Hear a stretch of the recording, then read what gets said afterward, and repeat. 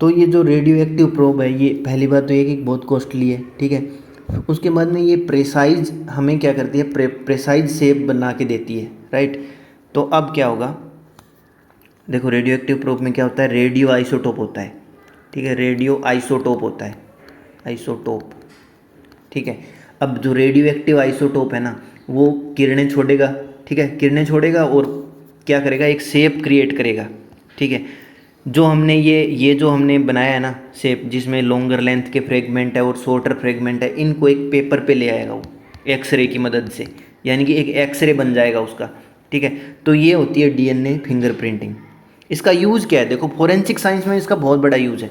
मान लो हमने कहीं कोई क्राइम किया है, ठीक है, और क्राइम करने के बाद में हमने वहाँ पे कुछ चीज़ें पकड़ी है, मान लो कुछ क्राइम के बाद में क्राइम सीन पे क्या होता है, कुछ लाइक कुछ पिस्टल वगैरह या कुछ हथियार होते हैं वो पड़े होते हैं, ठीक है, उनको उनको उठा के क्या करते हैं, फिर उनकी फिंगर प्रिंटिंग चेक की जाती है, ठीक है। उन फिंगर प्रिंटिंग की मदद से क्या करते हैं, हम डीएनए फिंगर प्रिंटिंग निकालते हैं और फिर क्या करते हैं, जो क्रिमिनल हमने पकड़ा है ना उसका डीएनए लेंगे, उस डीएनए की फिंगर प्रिंटिंग वो करेंगे, ठीक है, इस डीएनए की फिंगरप्रिंटिंग करेंगे और प्लस उसकी जो एक्चुअल फिंगरप्रिंटिंग है ना उनके अंदर मैच करेंगे कि ये सीक्वेंस और ये सीक्वेंस जो मैच कर रहा है कि नहीं कर रहा है।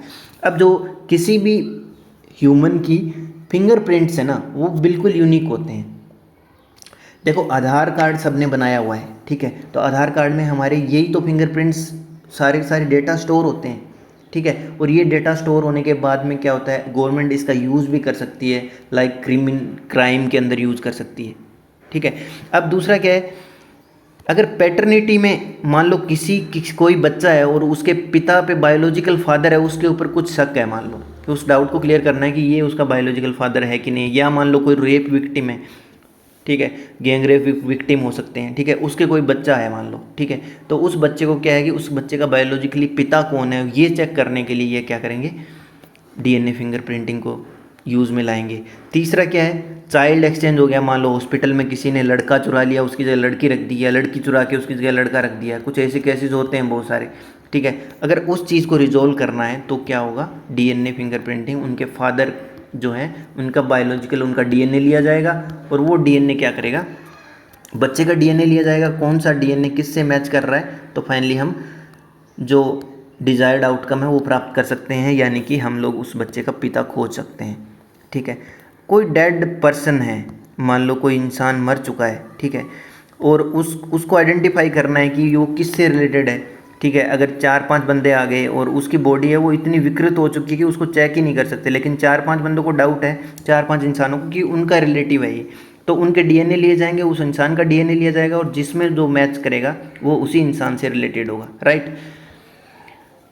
नेक्स्ट करते हैं जीन थेरेपी। देखो थेरेपी जो वर्ड है ना, थेरेपी का मतलब है किसी चीज़ को सॉर्ट आउट करना, यानी कि किसी चीज़ को किसी डिजीज़ को, एक टाइप से डिजीज़ को ही ख़त्म करना, ठीक है, उसके लिए हम थेरेपी वर्ड का यूज़ करेंगे, ठीक है।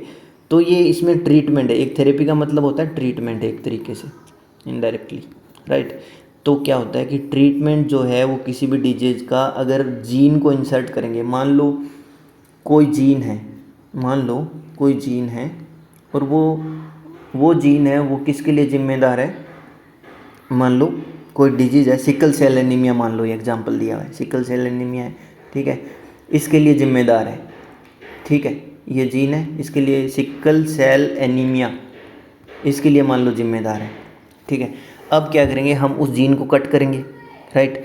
कट करने के बाद में हमने क्या किया, किसी और दूसरे मतलब इसकी जगह कोई हेल्दी जीन एल्टर कर दिया, हेल्दी जीन डाल दिया, ठीक है, हेल्दी जीन डाल दिया तो उससे क्या होगा, ये हमारा डीएनए है, ये आगे फ्यूचर में आने वाली जनरेशन के लिए क्या होगा, मतलब सिकल सेल एनीमिया को प्रोड्यूस करेगा नहीं, ठीक है।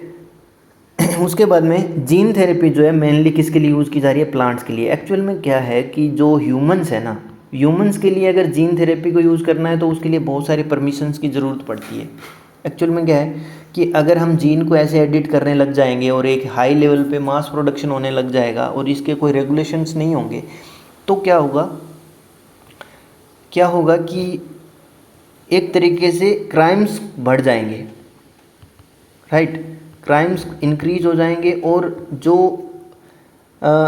जैसे मान लो कोई भी इंसान है इसका गलत यूज़ करेगा, राइट।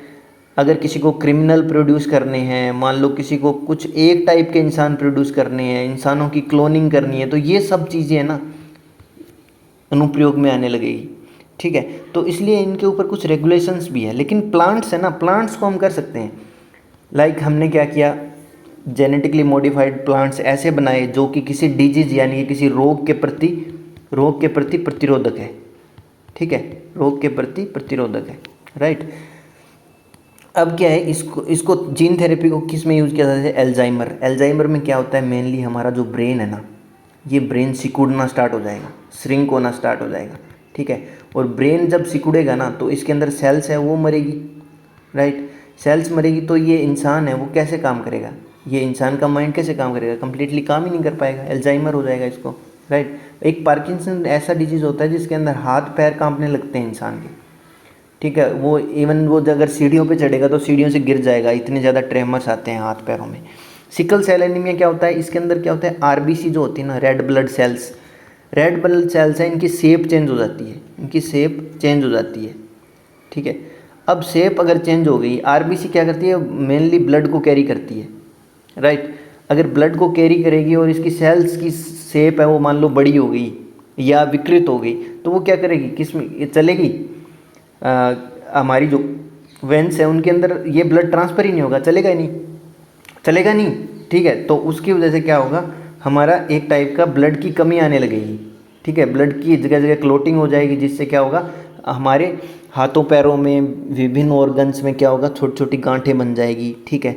तो ये एक टाइप से ह्यूमंस में कुछ रोग है, उनको हम जीन थेरेपी की मदद से क्या कर सकते हैं, एल्टर कर सकते हैं, आने वाली जनरेशन के लिए उनको ख़त्म कर सकते हैं। जीन या जीनोम एडिटिंग क्या होती है, एक्चुअल में क्या होता है कि अगर जेनेटिक इंजीनियरिंग के माध्यम से किसी भी जीन को इंसर्ट किया जाए किसी डीएनए में, ठीक है, उसको डिलीट कर दिया जाए, यानी कि किसी भी रोग के डिजीज़ के जीन को हमने डिलीट कर दिया, या डीएनए किसी डीएनए में रिप्लेस कर दिया जाए, यानी कि उस पूरे जीन को ही मान लो डीएनए में रिप्लेस कर दिया हमने, ठीक है, तो उसको बोलते हैं जीनोम एडिटिंग या जीन एडिटिंग। जीन एडिटिंग ऐसी टेक्निक है जिसमें अल्टर किया जाता है डीएनए को एक प्रिसाइज लोकेशन पे या सीक्वेंस पे, राइट।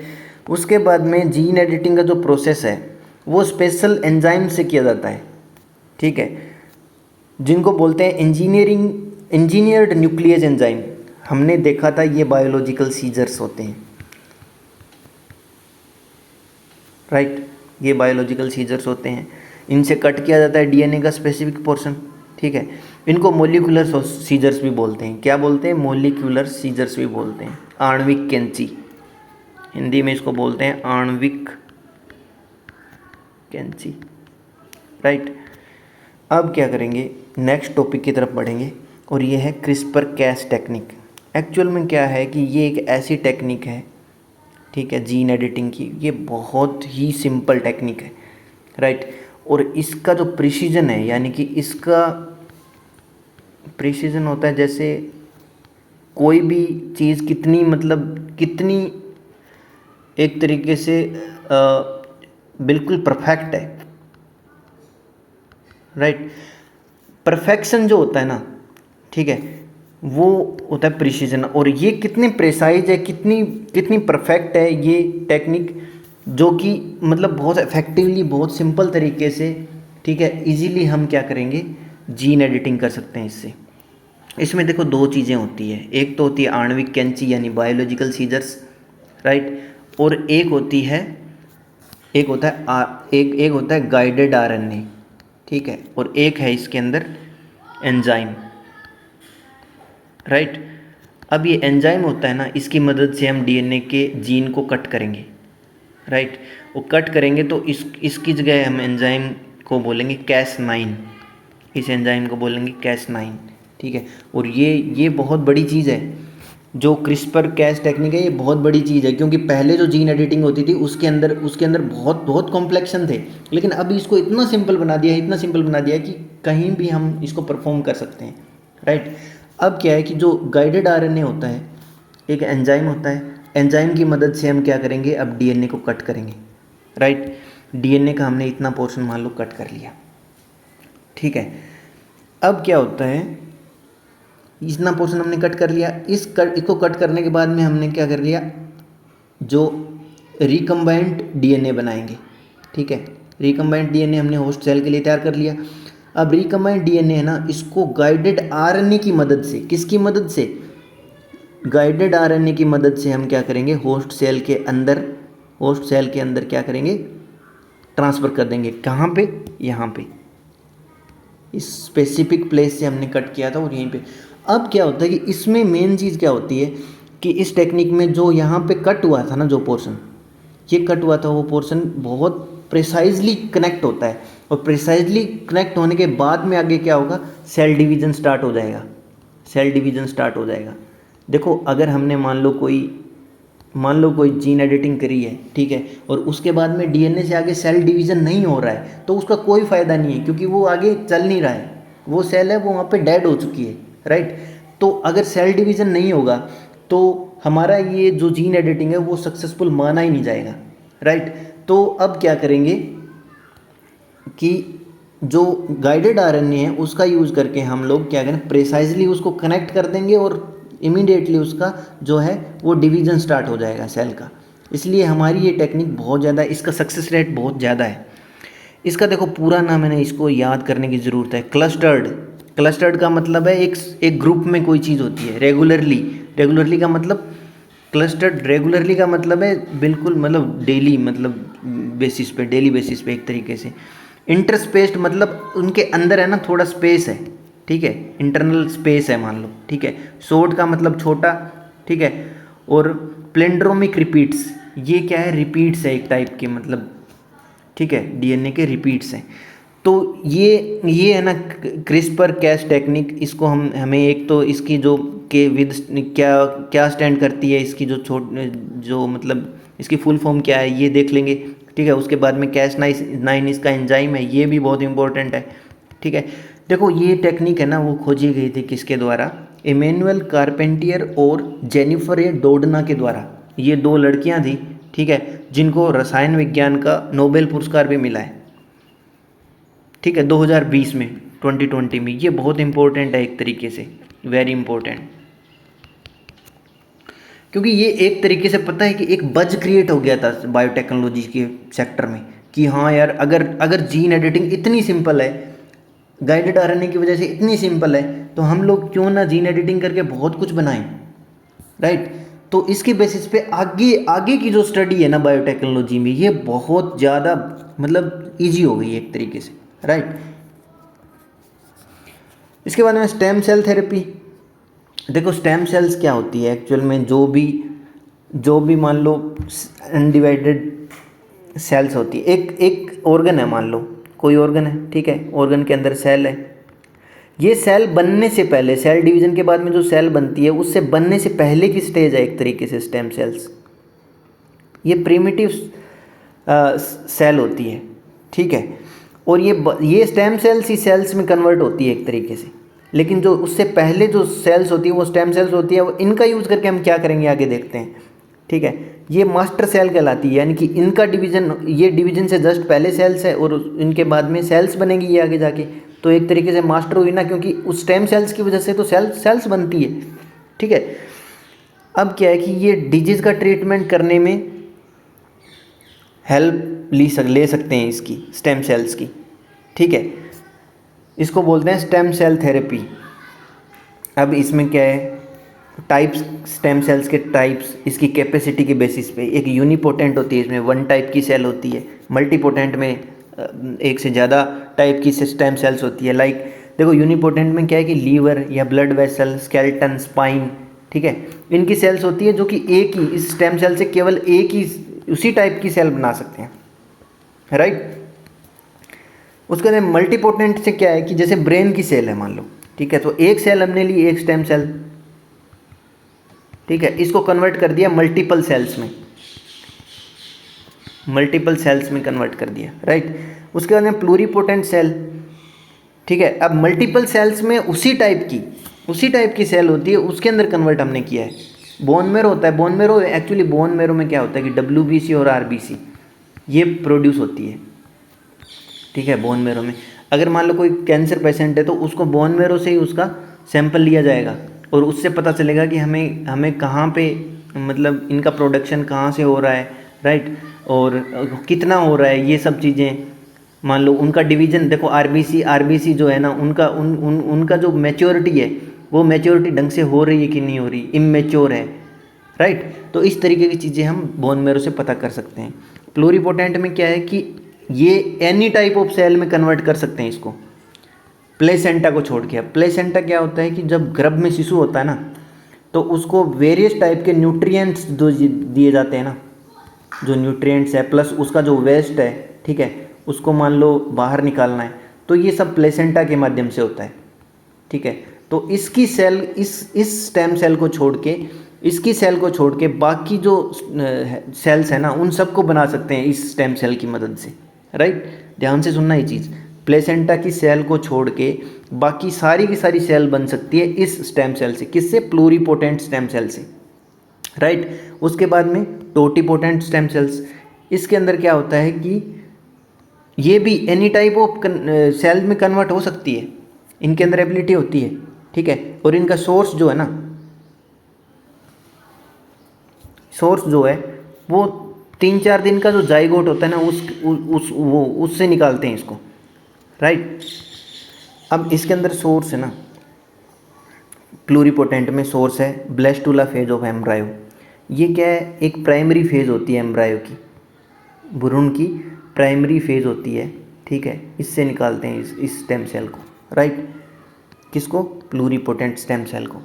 देखो जो एम्ब्रायो के अंदर भ्रूण होता है ना, वो देखो डेवलप होता है, उसके बाद में इसका हार्ट, फिर ब्रेन, इस टाइप से बनता है। यानी कि एक सेल से सोचो आप कितने ऑर्गन्स बनते हैं उसके, राइट।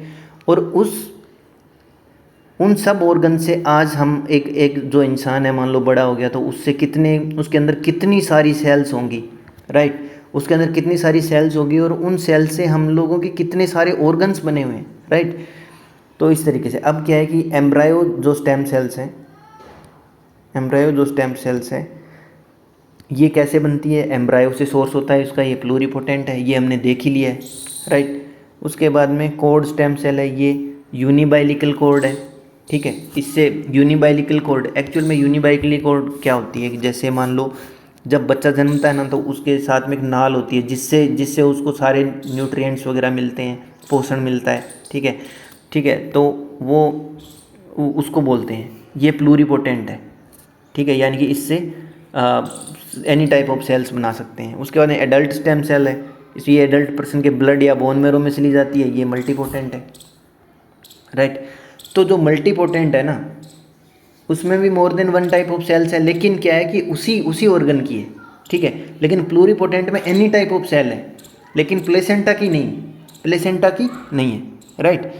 इंक्लूडिंग, अब क्या है, इंक्लूडेड प्लूरीपोटेंट स्टेम सेल्स। इसमें प्लूरीपोटेंट, इसमें क्या है, इसमें developed from somatic cells with help of DNA recombined technique. अभी इनको डेवलप किया जाता है रिकम्बाइंड करके, यानी कि डीएनए के अंदर जीन को ट्रांसफ़र किया जाएगा, ठीक है। जीन को ट्रांसफ़र करने के बाद में इसको होस्ट सेल में ट्रांसफ़र करके बनाया जाएगा कि ये स्टेम सेल्स, और फिर आगे क्या होगा? सेल डिवीज़न होगा। क्या होगा? सेल डिवीज़न होगा। ये एक प्लूरीपोटेंट टाइप की स्टेम सेल है, राइट। तो नेक्स्ट हम पढ़ते हैं आईवीएफ के बारे में। ये इन विट्रो फर्टिलाइजेशन है या टेस्ट ट्यूब बेबी है। इसमें एक टेस्ट ट्यूब होती है, राइट। एक बेसिक आइडिया होता है जिसके अंदर क्या होता है, जो स्पर्म्स और एग्स है उन दोनों को क्या किया जाता है? फर्टिलाइज़ कराया जाता है लैब में, ठीक है। स्पर्म्स और एग्स को फर्टिलाइज़ कराया जाएगा और फिर जो जाइगोट होगा उसको ट्रांसफ़र करेंगे किसमें? जो गर्भ है उसके अंदर ट्रांसफ़र कर देंगे, राइट। तो IVF is a process of fertilization in which ovum is combined with the sperm outside the body of test tube, ठीक है। उसके बाद गर्भ में ट्रांसफ़र करेंगे और फिर आगे मतलब जो बच्चा पैदा होने का प्रोसेस है वो होगा। उसके बाद माइटोकॉन्ड्रियल रिप्लेसमेंट थेरेपी। इसमें क्या होता है कि 3 पेरेंट बेबी। अब क्या होता है देखो, इसके अंदर ये बहुत इंपॉर्टेंट टेक्निक है, एक IVF का एक टाइप है एक तरीके से। इसमें क्या होता है, जो भी फॉल्टी माइक्रोकॉन्ड्रियल DNA होता है ना, यानी कि देखो माइटोकॉन्ड्रिया क्या होता है? ये होता है पावर हाउस, किसका? सेल का। अब इसमें कोई मान लो फॉल्ट होगी, तो पूरे सेल में ही फॉल्ट होगी ना। तो हम क्या करेंगे, वो जो पार्ट है ना जिसके अंदर फॉल्ट है, ठीक है, उसकी जगह हम क्या करेंगे, जो हेल्दी मदर है ना, एक देखिए जो मदर है एक्चुअल में इसकी, राइट, अब हेल्दी मदर होगी ना, उसका जो माइटोकॉन्ड्रियल एक सेल लेंगे, ठीक है, और इसकी जगह ट्रांसफ़र कर देंगे, राइट। तो जो फॉल्टी है वो उसको निकाल के और उसकी जगह एक हेल्दी ट्रांसफ़र कर देंगे, और उसकी वजह से क्या होगा, एक बच्चा पैदा होगा। जो डोनर वुमेन ने क्या किया, हेल्दी माइटोकॉन्ड्रियल डीएनए दे दिया, ठीक है। तो जो बच्चा पैदा होगा वो 3 पेरेंट्स का होगा, राइट। लेकिन इस बच्चे के अंदर वो जो माइटोकॉन्ड्रिया में वो एक तरीके की जो फॉल्ट था ना वो ख़त्म कर दिया, राइट। अब सैरोगेसी क्या है कि रेंटल वॉर्म है, एक तरीके से मान लो किराए की कोख है। अब एक्चुअल में ये टेक्निक जो है ना, इसके अंदर क्या होगा कि कोई भी वुमेन है मान लो, ठीक है, और अगर वो बच्चा पैदा नहीं कर पा रही है, राइट, तो कोई भी दूसरी वुमेन है वो उसका बच्चा पैदा करेगी bye means of lab, right. तो उससे क्या होगा कि वो जो बच्चा होगा ना वो एक तरीके से, मतलब इसमें क्या होगा कि जो वर्म है ना वो इसी वुमेन का लिया जाएगा, यानी कि एग्स इसी वुमेन के होंगे, ठीक है। लेकिन जो दूसरी वुमेन है ना बस उसके गर्भ में ट्रांसफ़र किया जाएगा ये जो फर्टिलाइज्ड बेबी है ना, ठीक है, ये क्या करेंगे उस वुमेन के मतलब उस वुमेन के गर्भ में ट्रांसफ़र किया जाएगा जिसके साथ में कॉन्ट्रैक्ट हुआ है, यानी कि जिसको हमें पैसा देना है मान लो, ठीक है। तो मतलब अगर agreement between women and a couple और ए पर्सन रिगार्डिंग कॉन्सेप्शंस, ठीक है, pregnancy and giving birth to child, मतलब ये एक मान लो कपल है, वो बच्चा पैदा करना चाहता है लेकिन कुछ दिक्कत है, जैसे लेडी के गर्भ में कुछ दिक्कत है, तो बाहर हम क्या करेंगे, फर्टिलाइजेशन करवाएंगे और उस जो औरत है, जो लेडी है उसके साथ में ये एग्रीमेंट हुआ है सैरोगेसी मदर का, ठीक है, उसके जो ओवम में उसमें ट्रांसफ़र कर देंगे, राइट, और उसमें ट्रांसफ़र कर देंगे, फिर वो बच्चा डिलीवर करेगा। ये बच्चा किसका होगा, इनका होगा, किसका, जो ये 2 कपल है इनका। बेसिक आइडिया यही है। लेकिन इन चीज़ों का क्या है कि मान लो किसी ने सैरोगेसी की मदद से मान लो कोई बच्चा पैदा किया, अब वो लेडी क्या होगी, वो लेडी बोलेगी ये बच्चा तो मेरा है, ठीक है। तो इसमें क्या है कि कुछ इनहेरिटेंस राइट्स जो है ना, इनहेरिटेंस राइट्स है, ठीक है, उनका इन्फ्रिंजमेंट होने लग गया। यानी कि मान लो किसी के पास बहुत ज़्यादा प्रॉपर्टी है, ठीक है, और उसने सैरोगेसी की मदद से बच्चा पैदा करवाया, और फिर क्या होगी, वो लेडी बोलेगी उसको भी कुछ हिस्सा चाहिए उसकी प्रॉपर्टी में, राइट। लाइक कुछ लीगल कॉम्प्लिकेशंस आने लग गए। तो इसलिए हमने क्या किया, सैरोगेसी रेगुलेशन बिल लेके आए 2019 में, ठीक है। ये क्या करता है, कमर्शियल सैरोगेसी को बैन करता है, यानी कि कंप्लीटली जो पैसे देके और इस तरीके की जो सैरोगेसी है वो उसको बैन करता है। लेकिन एथिकल जो सैरोगेसी है ना, एथिकल एल्ट्रूस्टिक सैरोगेसी, उसको क्या है, अलाउ करता है, राइट। लाइक अगर एथिकली मान लो कोई किसी के बच्चा नहीं हो रहा और मान लो कोई वुमेन चाहती है एथिकली कि भाई उसको मतलब उनके हेल्प करे, ठीक है, हेल्प उनकी करे, तो ये एथिकल मैनर में है, मतलब अलाउड। लेकिन ये कमर्शियल मैनर में नहीं है कि यहाँ कुछ पैसे दिए जाएं। हालांकि ये पर्दे के पीछे वाली चीज़ें हैं कि कमर्शियल मैनर में तो होता ही है, बिना कमर्शियल मैनर कुछ होगा नहीं, राइट। देखो एलिजिबल बेनिफिशियरी क्या होते हैं कि Indian couple, only Indian couple between age of 23 to 50 years, ठीक है, फीमेल, और 26 to 25 year male, married minimum 5 years, having certificate of essentiality and also certificate of eligibility, यानी कि उनके अंदर उनके पास कोई ऐसा सर्टिफिकेट होना चाहिए कि कुछ प्रॉब्लम है, राइट। उसके बाद में जो सैरोगेट मदर है वो भी क्लोज रिलेटिव होनी चाहिए कपल की, यानी कि क्लोज रिलेटिव होनी चाहिए, ठीक है, और वो भी मैरिड होनी चाहिए और उसके भी बच्चे ऑलरेडी होने चाहिए, राइट। और उसके बाद में क्या है कि वो भी 25 से 35 ईयर्स की एज होनी चाहिए उसकी। देखो वुमेन जो है ना, फीमेल, वो 23 से 50 ईयर्स की हो सकती है, लेकिन ये जो 25 से 35 ईयर्स की होनी चाहिए, कौन, जो सैरोगेट मदर है वो, ठीक है, और उसने कोई किसी के लिए बच्चा पैदा नहीं किया, यानी कि सैरोगेट नहीं है वो पहले से, राइट। और मेंटली और फिजिकली फिट होनी चाहिए। Surrogate must be provided insurance coverage during pregnancy, insurance दिया जाना चाहिए, मान लो कुछ हो गया, मान लो उसको उसकी लाइफ को थ्रेट हो गया, राइट, प्रेगनेंसी के दौरान, तो क्या होगा, उसको कितना इंश्योरेंस मिलेगा, राइट। उसके बाद में couple should not abandon the child born out surrogacy. मान लो सैरोगेसी से बच्चा पैदा किया और उसके बाद में कुछ आपस में डिस्प्यूट हो गए, ठीक है, तो उस बच्चे को मान लो अनाथालय में छोड़ दिया, तो this is not permitted by this law, ठीक है। उसके बाद में न्यू बोर्न चाइल्ड है, उसको ऑल राइट्स मिलने चाहिए, यानी कि उस बच्चे के जो राइट्स हैं वो मिलने चाहिए, प्रिविलेजेस मिलनी चाहिए जो उसको अवेलेबल है बाय नेचर। भाई नेचुरल जस्टिस से हम क्या करते हैं, जैसे जो पिता होता है उसकी सारी प्रॉपर्टीज बेटे के लिए होती है, जो ये एक नेचुरल जस्टिस है एक तरीके से, राइट। प्रोवाइडेड दैट कुछ उसमें कुछ एथिकल कॉम्प्लिकेशंस ना हो, लाइक मोरल, अगर मान लो बेटा जो मोरल वैल्यूज है उसके हिसाब से चल रहा है तो जो पिता की सारी प्रॉपर्टी वो बेटे की होगी। इसके अलावा जो नो सेक्स सिलेक्शन, यानी कि हमें सिर्फ बेटा ही चाहिए या बेटी चाहिए, this type of things will not be happen, ठीक है, राइट। उसके बाद में जो सैरोगेसी क्लिनिक्स हैं वो सारे रजिस्टर्ड होने चाहिए, ठीक है, अंडर द लीगल अथॉरिटी, यानी कि जो भी अथॉरिटी होगी उसके अंदर में, ठीक है, जो वो अथॉरिटी होगी वो रेगुलेटेड होगी किससे, सैरोगेसी लॉ से, ठीक है, regulated by surrogacy law 2019, right. उसके बाद में कंसल्टेशन है सैरोगेसी बोर्ड का नेशनल लेवल पे और स्टेट लेवल पे, वो भी इफेक्टिव जो रेगुलेशंस हैं उनको इफेक्टिवली लागू करने का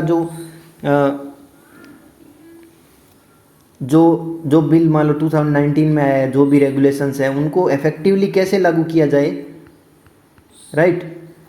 तो ये इसके लिए जो नेशनल लेवल पे सैरोगेसी बोर्ड और स्टेट लेवल पे भी सैरोगेसी बोर्ड होना चाहिए। उसके बाद क्लोनिंग क्या होती है, क्लोन एक बायोलॉजिकल स्ट्रक्चर है एक तरीके की, जैसे मान लो एसेक्सुअल मेथड से मान लो सिंगल पेरेंट है, ठीक है, सिंगल पेरेंट है, उसने क्या किया, एक क्लोनिंग बना के एक बच्चा पैदा किया और एक तरीके से कॉपीज़ क्रिएट करना। अब क्लोनिंग में क्या होता है कि वो जो बच्चा होगा ना वो फिजिकली और जेनेटिकली उसके जैसा ही होगा, जो भी पेरेंट है उसके जैसा ही होगा, ठीक है, एक तरीके से एक रेप्लिका बना दिया, यानी कि कॉपी बना दी, खुद की कॉपी बना दी, ठीक है, इसको बोलते हैं क्लोनिंग। ये भी बायोटेक्नोलॉजी का एक इम्पोर्टेंट पार्ट है, बायोटेक्नोलॉजी का एक इम्पोर्टेंट पार्ट है ये भी, ठीक है। उसके बाद में बायो इन्फॉर्मेटिक्स, एक्चुअली में देखो ये बहुत इंपॉर्टेंट चीज़ है बायो इन्फॉर्मेटिक्स। जब जैसे हम मान लो ब्लड टेस्ट के लिए जाते हैं तो हमारे ब्लड के अंदर क्या क्या कंपोनेंट्स हैं, राइट।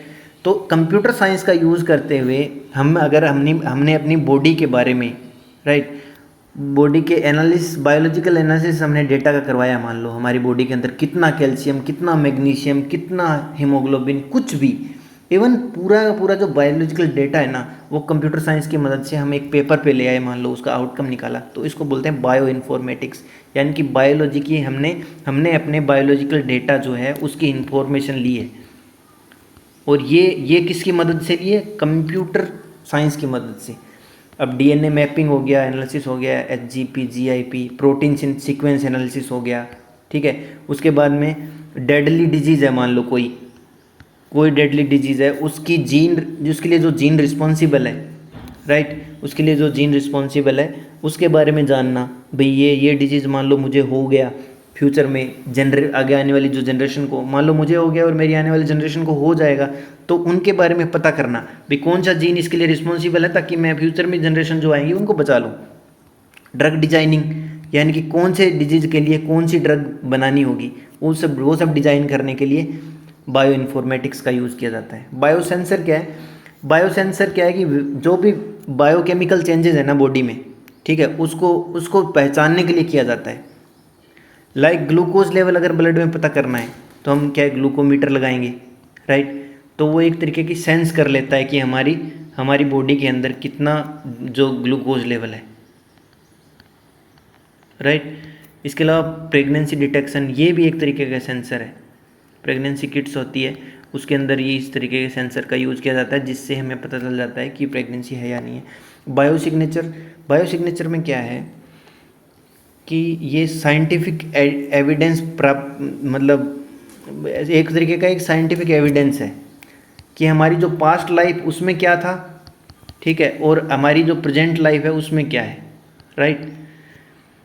तो एक तरीके का ये बायोसिग्नेचर है ना वो रिलेटेड है कि हमारे जो पास्ट में जो साइंटिफिक एविडेंस है कि हमारी जनरेशन के, राइट, तो हमारी जनरेशन के पास्ट में जो साइंटिफिक एविडेंस है उन सब के बारे में जानने के लिए हम क्या करेंगे, बायोसिग्नेचर का यूज़ करेंगे। बायोसिग्नेचर का देखो अर्थ के अंदर जो माइक्रोफोसिल्स थे, ठीक है, उनकी लाइफ, उसके बारे में जानने में भी बायोसिग्नेचर का यूज़ होता है, राइट। उसके बाद में जो भी एक्सोप्लैनेट यानी कि जो अर्थ के ऊपर या अर्थ के बाहर कहीं भी मान लो वाटर मॉलिक्यूल्स हैं, मीथेन है, फॉस्फीन है, इन सब के बारे में जानने के लिए बायोसिग्नेचर का यूज़ किया जाता है। बायो रेमेडिएशन, देखो रेमेडिएशन क्या होता है, किसी भी चीज़ के इफेक्ट को कम करना या उसको ख़त्म करना। मान लो कुछ नेगेटिव इफेक्ट है किसी चीज़ का, ठीक है, तो उसको अगर हमने ख़त्म कर दिया, उसको बिल्कुल किल कर दिया, तो वो उसको बोलते हैं रेमेडी। लाइक हमने कोई डिजीज़ को ख़त्म कर दिया तो उसको रेमेडी बोलते हैं, उसकी किसी चीज़ की मदद से हमने किया है मान लो, ठीक है। तो अगर हम क्या करेंगे, माइक्रो ऑर्गेनिजम्स को यूज़ करेंगे कि किसके लिए, पोल्यूटेंट, मान लो कोई भी प्रदूषण, मान लो एक सल्फर डाइऑक्साइड है मान लो, या नाइट्रस ऑक्साइड है, राइट। तो इस पोल्यूटेंट को अगर हम ख़त्म करने के लिए कोई भी माइक्रो ऑर्गेनिज्म, छोटे छोटे जीव डालेंगे जो कि इसको ख़त्म कर देंगे, मान लो मेनली ये ओशियंस वगैरह में उसका पोल्यूशन ख़त्म करने के लिए होता है, ठीक है। तो ये जो माइक्रो ऑर्गेनिजम्स हैं, ये पोल्यूटेंट को खा जाएंगे, इसको खा जाएंगे, जिससे क्या होगा कि हमें पोल्यूशन फ्री एनवायरनमेंट मिल जाएगा, राइट। तो इसको बोलते हैं बायो रेमेडिएशन। ये सोइल में भी हो सकता है, वाटर में भी हो सकता है, एयर में हो सकता है, लेकिन मेनली वाटर में होता है, राइट। अब क्या है, बायो रेमेडिएशन जो है ना, ये पेट्रोलियम का स्पिलेज और लीकेज इसको रोकता है, ठीक है, इसको रोकने के लिए उपयोग में लाया जाता है। अब क्या है, जो बैक्टीरिया, कुछ बैक्टीरिया लाइक स्यूडोमोनास पुटिडा, इसको याद रखना, स्यूडोमोनास पुटिडा, ये एक बैक्टीरिया है जो क्या करेगा, पेट्रोलियम जो कंपाउंड है ना उसके ब्रेकडाउन को रोकेगा, मतलब नहीं, उसका ब्रेक डाउन करेगा, जो पेट्रोलियम के मॉलिक्यूल्स है ना उनको ब्रेक डाउन करके ऐसे मॉलिक्यूल्स में चेंज कर देगा जो कि वाटर में क्या करेंगे, मिक्स हो जाएंगे, ठीक है, और जो सिंपल कंपाउंड्स में बन जाएंगे और उसके बाद में इजीली डिग्रेडेबल हो जाएंगे। डिग्रेडेबल मतलब वो एक तरीके से सोल्यूबल हो जाएंगे और उनका एक तरीके से जो कॉम्प्लेक्स स्ट्रक्चर है वो एक सिंपल स्ट्रक्चर में चेंज हो जाएगी, डिकम्पोजिशन हो जाएगा। इसमें एग्जाम्पल है ऑयल जैपर।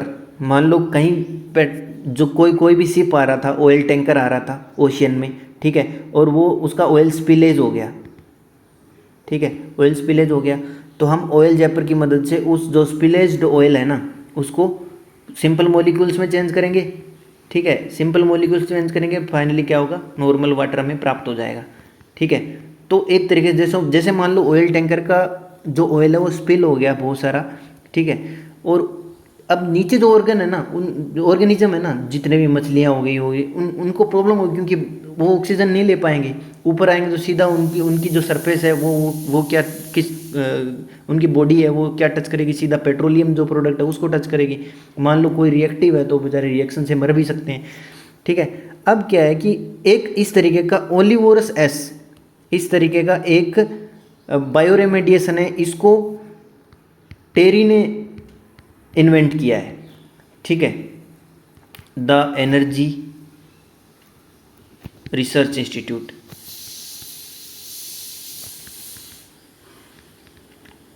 राइट। ये द एनर्जी रिसर्च इंस्टीट्यूट के साइंटिस्ट हैं, उन्होंने क्या किया है, ओलिवोरस एस को डेवलप किया है, जो कि बायोरेमेडिएशन है, एक तरीके से बहुत सारा अगर तेल स्पिलेज हुआ है, ऑयल स्पिलेज हुआ है तो उसको ख़त्म करने के लिए। देखो बायोफ्यूल क्या है, बायोफ्यूल में क्या है कि हम क्या करते हैं, बायोफ्यूल के अंदर पहले बायोएथेनॉल की बात करते हैं। बायोएथेनॉल में क्या है कि जैसे शुगर केन है, इसका अगर वेस्ट प्रोडक्ट है, या बीट का वेस्ट प्रोडक्ट है, इसको हम प्रोसेस करेंगे, उसको प्रोसेस करके एथेनॉल बनाएंगे। अब क्या है कि इंडियन गवर्नमेंट की एक पॉलिसी है कि 2025 तक हम क्या करेंगे, 20% एथेनॉल क्या करेंगे, मिक्स करेंगे, किसमें, पेट्रोल में, राइट, पेट्रोल में मिक्स करेंगे, सो दैट पेट्रोल की एफिशिएंसी है वो भी बढ़ जाएगी, और प्लस क्या होगा, हमें ज़्यादा पेट्रोल इंपोर्ट करने की ज़रूरत नहीं पड़ेगी। यानी कि अगर 20% एथेनॉल मिक्स किया तो सीधा 20% जो इंपोर्ट में है ना वो कमी आ जाएगी, राइट। उसके अंदर उसके बाद में नेक्स्ट है बायोडीजल। बायोडीजल क्या है कि एक तरीके से कुछ प्लांट्स होते हैं, लाइक सोयाबीन हो गया, रतन जोत हो गया, जेट्रोफा हो गया, right. Biofuel policy Rajasthan government की आपने पढ़ी होगी। तो उसमें एनिमल फैट्स हो गया, इनकी मदद से हम एक डीजल का क्या करेंगे, प्रोडक्शन करेंगे, और वो प्रोडक्शन करने के बाद में हमें डीजल प्राप्त होगा, राइट। और उस डीजल को हम क्या करेंगे, जो जितने भी मोटर व्हीकल्स हैं उनके अंदर यूज कर सकते हैं, राइट। तो ये था बायोटेक्नोलॉजी का part second. Thank you so much.